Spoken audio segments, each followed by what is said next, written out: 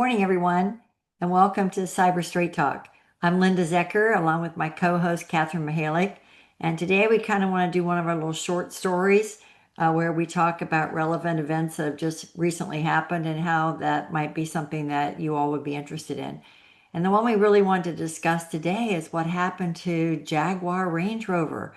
It's just unbelievable the attack that they had and the impact it's had on the company.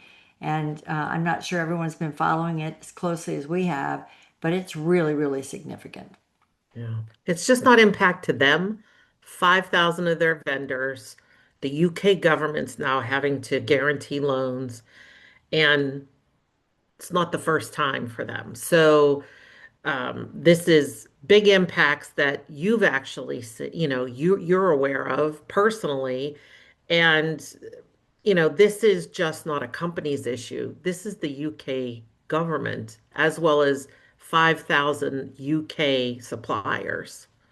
Yeah, in fact, they have facilities in the UK, in China, Slovakia, India, Brazil, and all of those have been shut down. And as you said, this is their second attack in the same year in 2025.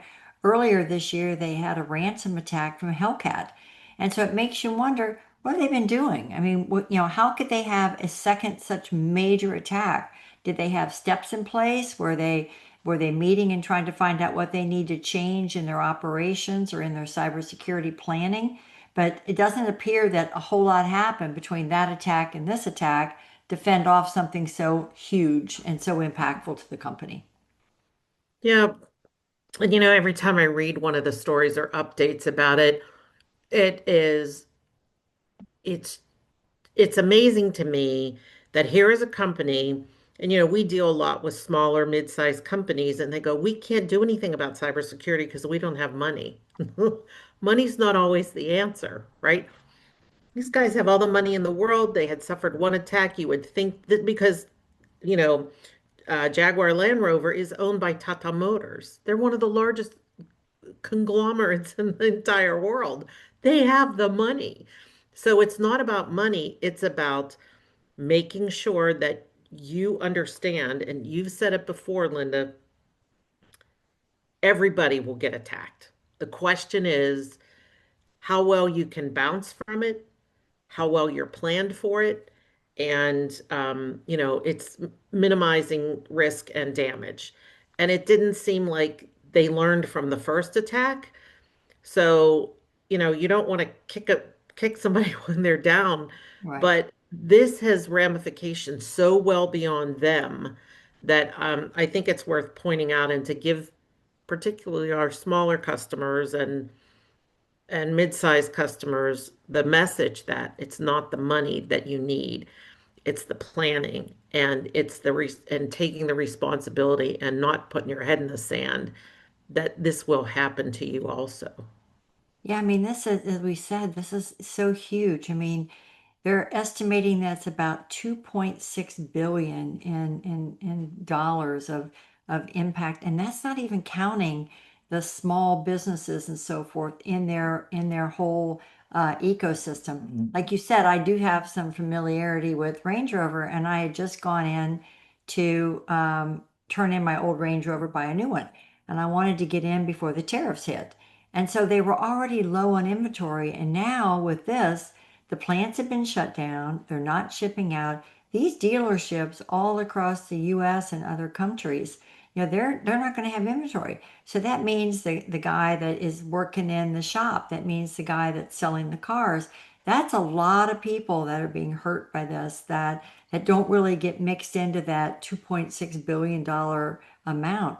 And the UK government is kicking in about 2 billion to help them out, but that still doesn't cover all this additional loss that's out there and the people that have been impacted. It's really kind of irritating that they were hit once already and just didn't put the things in place and the procedures and potentially software or whatever else to be able to address this.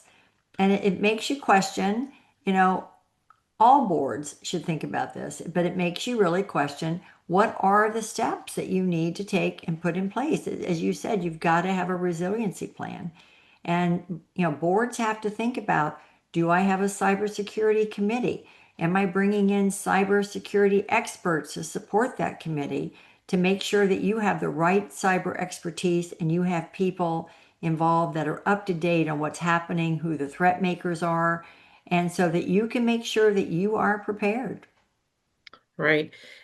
It's, and I wondered too, when you look at the overlap of the boards between Tata Motors and Jaguar Land Rover, there's a lot of people, there's three people who sit on both boards. There is also with that overlap within the audit committees. And if Jaguar Land Rover hasn't been protected very well, they had not finalized their cybersecurity insurance policy yet, which is going to even impact them Right. more because they had no insurance for it. What's happening with Tata Motors overall? So again, they may have checked all the compliance boxes, which is that's a very bad habit that people get into. They think, "Oh, we checked all of the boxes on the compliance, right? So we pass our audit." But it's not good enough anymore. You really have to sit down and have that resiliency, understand where those ripples go when something happens.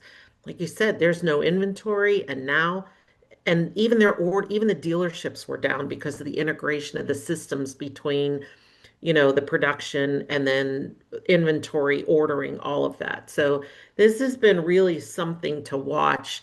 Unfortunately for them, this will be, I think, a giant test case and there hasn't been any filings or anything as far as any ramifications. Right. Sounds negative, but any ramifications to the board and or which is a possibility, right? Right. Level of care, all the rest of that. Are they also going to then be financially held accountable for all of this by their stakeholders and stockholders? So Yeah, and it's I'm just not sure what the amazing. UK laws are on that, but I know in the US there would be some strict and stiff penalties. Right. But the sad thing about this is this was the Scattered Lapis Hunters Group, which has been, closely affiliated with Scattered Spider cybercriminals. And most people in the cybersecurity community are well aware of them, well aware of what their activities are, what their process is, how they operate, the kinds of things they go after. All kinds of internal documents, really important internal documents, design documents, sales documents, numbers documents, pretty much everything that can impact a company far beyond the dollar impact that happens just due to the business stoppage. And so this is serious, and I think the message we really want to send to these small businesses out there, even medium size or large, is that it can happen to you. It can happen to anybody. It's not, Yep. you're not immune. And people don't really think about it until it happens to them. In the case of Range Rover, they still didn't do that. But I mean, you have to be proactive and you have to have things in place. And you as a board member, you are accountable for Right. making sure that you have the proper oversight.